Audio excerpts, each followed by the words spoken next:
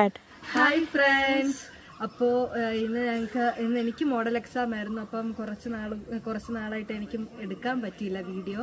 അപ്പോൾ ഇന്ന് ഞാൻ സമയം കിട്ടിയപ്പോൾ, എക്സാം കഴിഞ്ഞ സമയം കിട്ടിയപ്പോൾ ഒന്ന് വീഡിയോ എടുക്കാമെന്ന് വിചാരിച്ചു.